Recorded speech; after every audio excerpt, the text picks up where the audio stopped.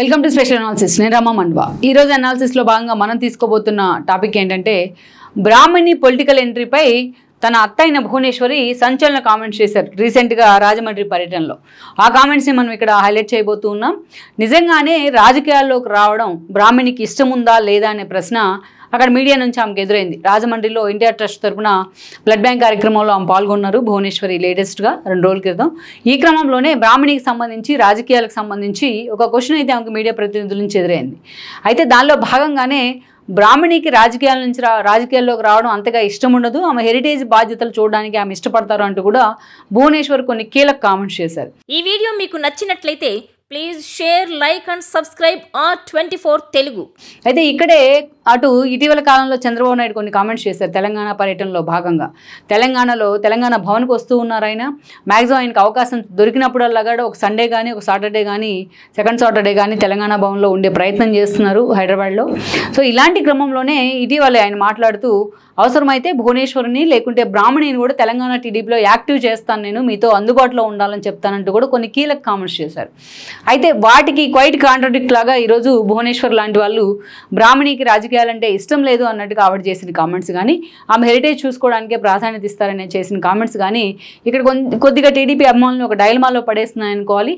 ఇప్పుడు తెలంగాణలో పార్టీ ఉన్న సిచ్యువేషన్లో బ్రాహ్మణి లాంటి వాళ్ళు అటు నారా ఇటు నందమూరి వారసులుగా ఎక్స్పోజ్ అవుతూ వస్తున్న బ్రాహ్మణి లాంటి వాళ్ళు రాజకీయాల్లోకి వస్తే బాగుంటుంది అనేది సదరు టీడీపీ కార్యకర్త ఆలోచన కానీ ఒక డిమాండ్ కానీ. ఇలాంటి సిచ్యువేషన్లో భువనేశ్వర్ చేసిన కామెంట్స్ మాత్రం అందరినీ కొంచెం డైలమాలో పడేసాయని అనుకోవాలి. ఇక్కడ మనం చూసినట్లయితే భువనేశ్వరి క్లారిటీ ఇచ్చారా లేకపోతే చంద్రబాబు నాయుడు క్లారిటీ ఇచ్చారా అన్న చర్చ కూడా ఇక్కడ హాట్ టాపిక్ అవుతోంది. మనం చూసినట్లయితే నిజంగానే భువనేశ్వరి అన్నట్లుగా ఎప్పుడు కూడా ఆవిడ కానీ భువనేశ్వరి కానీ తనంతటి తాను సెల్ఫ్గా అటు బ్రాహ్మణి కానీ పూర్తి స్థాయి రాజకీయాల్లోకి ఎంట్రీ ఇచ్చిన పరిస్థితిని అయితే మనం ఎప్పుడు చూడలేదు.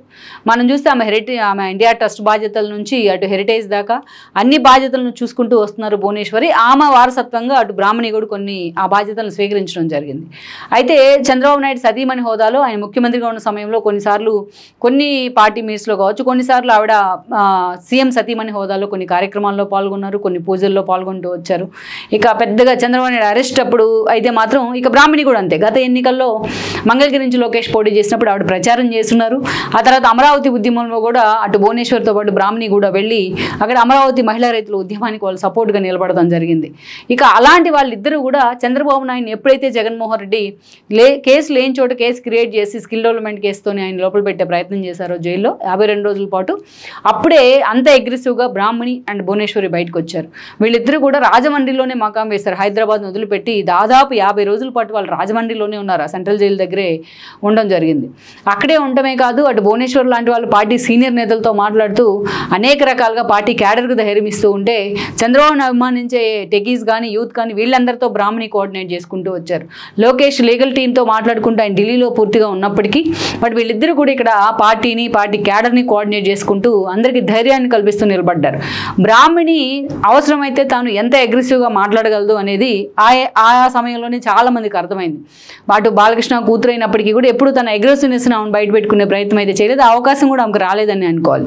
అలాంటి బ్రాహ్మణి చంద్రబాబు నాయుడు అరెస్ట్ మీద ఎంత ఫర్మ్గా మీడియా ముందు మాట్లాడే ప్రయత్నం చేశారు.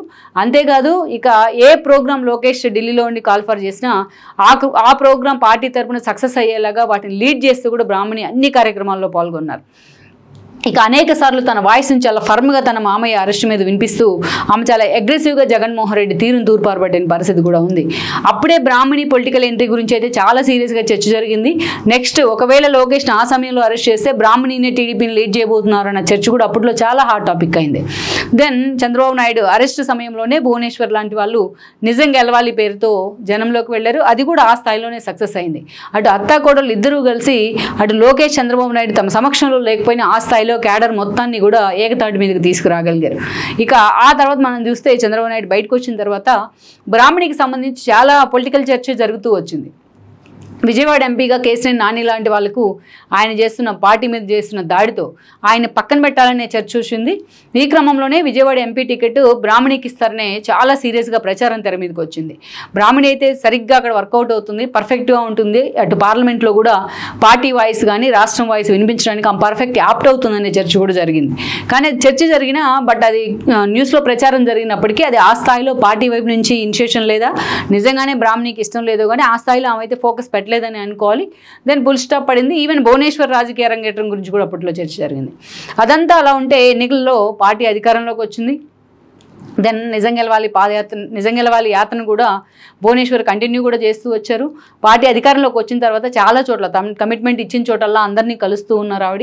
ఇక బ్రాహ్మణి లాంటి వాళ్ళు మంగళగిరిలో అన్నీ తానే మన మంగళగిరిలో ప్రచారం కూడా నిర్వహించారు లోకేష్ తరపున. అటు చేనేత వస్త్రాల మొదలు అనేక కార్యక్రమాలను కూడా అక్కడ ఇనిషియేట్ చేయడం జరిగింది. మంగళగిరిని కూడా వాళ్ళు కాన్స్టిట్యున్సీని ఓన్ చేసుకునే ప్రయత్నం అయితే జరిగింది బ్రాహ్మణి వైపు నుంచి. అనేక కార్యక్రమాలు ఇంటర్ ట్రస్ట్ తరపున కూడా వాళ్ళిద్దరు కూడా లీడ్ చేశారు. ఆ తర్వాత ఈ రోజు చూసినట్లయితే అటు లోకేష్ మంత్రి అయి ఉన్నారు ఈరోజు, అదేవిధంగా చంద్రబాబు నాయుడు ముఖ్యమంత్రిగా ఉన్నారు. ఇక పూర్తిగా వీళ్ళిద్దరూ కూడా రాజకీయాలను వదిలిపెట్టి కంప్లీట్గా హెరిటేజ్ బాధ్యతలకో ఇండియా ట్రస్ట్ బాధ్యతలకో పరిమితమయ్యారు అత్తాకోడళ్ళు ఇద్దరు. అయితే ఇలాంటి సమయంలోనే చంద్రబాబు నాయుడు ఇటీవల ఇండియా ట్రస్ట్లో మాట్లాడుతూ భవన్లో మాట్లాడుతూ పార్టీ తెలంగాణ నేతలతోనే ఆయన అసోసియేట్ కూడా అయ్యారు. ఈ క్రమంలోనే ఆయన మాట్లాడుతూ బ్రాహ్మణిని లేకపోతే భువనేశ్వర్ని కూడా పార్టీలో యాక్టివ్ చేయబోతున్నాను, మీరు ఏ సమస్యలు ఉన్నా వాళ్ళిద్దరితో చెప్పుకునే విధంగా ఒక వ్యవస్థ నేను తీసుకురాబోతున్నాను అంటూ మాట్లాడారు. అందుకే తెలంగాణ టీడీపీ బాధ్యతలు బ్రాహ్మణికి ఇస్తారనే చర్చ జరిగింది. ఈరోజు తెలంగాణలో నిజంగానే స్కోప్ ఉంది, వ్యాక్యూమ్ ఉంది తెలుగుదేశం పార్టీకి. ఎందుకంటే ఇక్కడ చూసినట్లయితే రేవంత్ రెడ్డి కాంగ్రెస్ తరఫున ఆయన రిప్రజెంటేటివ్గా ఉన్నారు, సీఎంగా ఉన్నారు. అటు చూస్తే బీజేపీ ఎంపీ సీట్ల మీద ఫోకస్ పెట్టినంతగా పార్టీని విస్తరించడం మీద ఫోకస్ పెట్టలేదు. దాదాపు 8 నెలలుగా సరైన అధ్యక్షుడిని నియమించుకోలేని పరిస్థితుల్లో ఈరోజు బీజేపీ ఉంది. 8 ఎంపీ సీట్లు ఉన్న కాంగ్రెస్తో సమానంగా. ఇక అటు టీఆర్ఎస్ వైపు నుంచి చూసినట్లయితే అసెంబ్లీలో అసలు పరువైపోతే అధికారం పోతే దాన్ని కనీసం నిలబెట్టుకునే పరిస్థితుల్లో కూడా ఎంపీ ఎలక్షన్స్లో లేదు, జీరోకు పడిపోయిన పరిస్థితి అవుతుంది ఎంఐఎం కంటే ఘోరంగా.